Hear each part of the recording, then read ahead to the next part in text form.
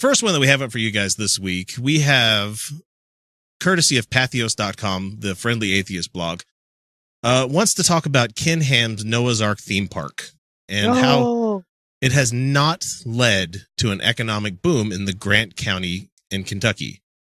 What? So, I'm shocked. Yeah, Ken Ham most and Christians don't even believe in the young Earth creationism. For fuck's sake, like why would it? This no. Just no. Well, and as I'm going back and listening to our good friend of the show, Tucker Drake's podcast, like some of his back catalog that he did, it's painfully apparent that like the whole, I mean, if you didn't know it before, the Noah's Ark thing was stolen from Babylonian myth, which predates like when they decided to talk about it by like at least 1,000, 2,000 years. It's amazing how much stealing that Christianity has done. Well, stealing might be the wrong word. It's borrowing. It's just an evolution of beliefs. Well, yeah, because it went from Judaism to Christianity. So yeah, they just like it was Christianity was born out of the same region as so many other religions, and they just like borrowed from each. They were just cultures sharing stories and these kinds of ideas over and over and over again. And so they like it's like how you find Norse gods and Celtic mythology, and you find Celtic mythology and ancient Germanic stuff. Like it's kind of like that. Yeah, there's a whole bunch of cross fucking between religions going on there. So anyway, Ken Ham and his merry band of creationists asked Grant County, Kentucky, to let them build the Ark Encounter in the city of Williamstown. And they made their case in large part by saying that it would create jobs for people in the community and help surrounding businesses. So. Oh, but that jobs part was a little bit sticky too, wasn't it? Yeah, that was a lot of fuckery going on there. Look at Dan Arrell stuff if you want to read about that. So now that we know that the jobs are limited only to other Christians who share Ken Ham's beliefs that gay people shouldn't be allowed to get married and that the earth is approximately 6,000 years old. It turns out the Ark hasn't done anything for the businesses around them either. So, that giant fucking boat in the middle of Kentucky? Yeah. So a reporter by the name of Scott Wortman for the Cincinnati Enquirer looked at what's happening since last December, ever since Grant County voted to allow alcohol sales in the area, because apparently I think it was a dry county at the time. So not at just chain restaurants, but hoping to draw in the kinds of hotels and bars that you see in other areas. He found that dry counties actually have more DUIs too. Yeah. The economic boom hasn't happened yet. So, and this is from his article, Grant County still has the same small number of non-chain restaurants and hotels it did last December.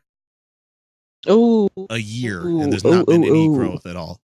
That's when residents decided to go from a moist county with mostly limited alcohol sales to a wet county for alcohol sales.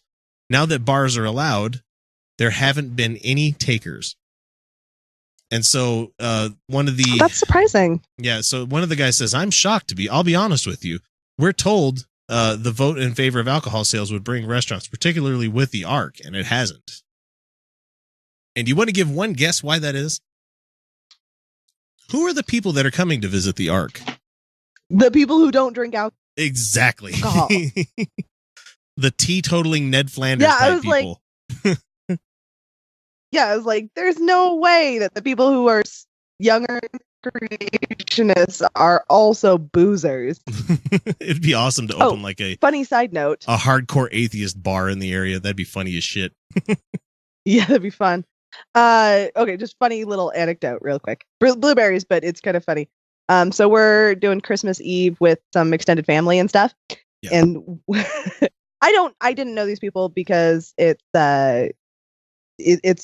through William's side, but not his family. It's confusing. Anyway, so it's Donnie's family, basically.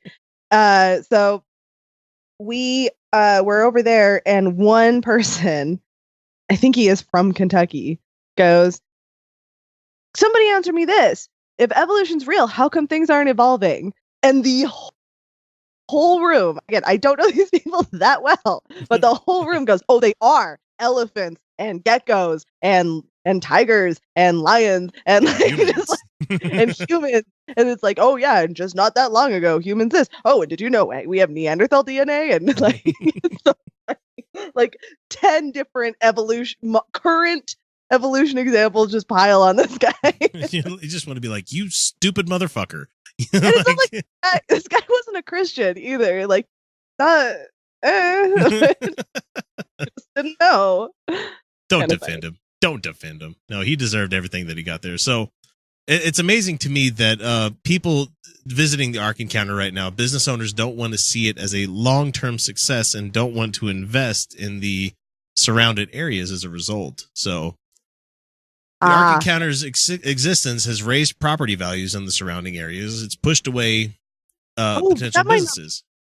So whatever the reason is, it seems fair that the Grant County leaders doubled down on the idea that the Ark Encounter would create tremendous economic benefit for everyone in the area, and that hasn't happened yet. And there are no signs that that's going to change in the future. They gambled and lost, and they were duped by the creationists who promised them the world. Thanks, Hemet, for the wonderful line there. What they need is obviously more education.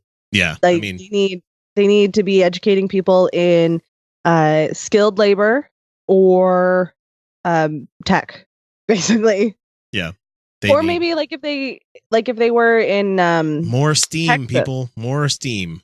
Yeah, Texas, if they were like in Texas where they have NASA and they were doing science stuff and they could invest in people to do scientific research in low cost areas, that would bring high value jobs to the areas. But there's so many Department of Defense, so much DOD money going into Texas. It's crazy how much money goes into there. That's what I'm saying. Like, there's so many options available. But no, instead, let's build a boat. But no, they picked the one. They built a giant boat that's not even a full boat. Not even a full boat in the middle of fucking Kentucky. Like, if there was a worldwide flood and Kentucky ended up underwater, that thing wouldn't fucking float. That's they don't realize how big a mountains have to be like surmounted before the water would reach inland at that point. You know, Kentucky's pretty goddamn safe. Where did all go? Coming from the east, it would be from the Appalachians. Coming from the west, it'd be the Rockies. And so there's so much shit that's protecting them. And beautiful. It's a beautiful, I do feel really bad for religion, but fuck Ham, and I hope that his fucking church goes bankrupt because of this piece of shit. There's a Twitter account that I've been following. I do feel bad for the people in that area who have been duped. Yeah, because they bought it hook, line, and sinker, like $100 and something million worth of taxpayer money. Well, and these are people who are probably believers, a lot of them, and I mean, their whole lives they've been duped, and the system is destroying their area. Yep. It's not liberals ignoring rural problems. Religion is ruining your areas, guys, because you refuse to move forward with the future. Exactly. So Hemet's parting shot here is for the sake of the people in the community, I hope that changes. But if they're relying on the success of the Ark Encounter for that to happen, they may be out of luck.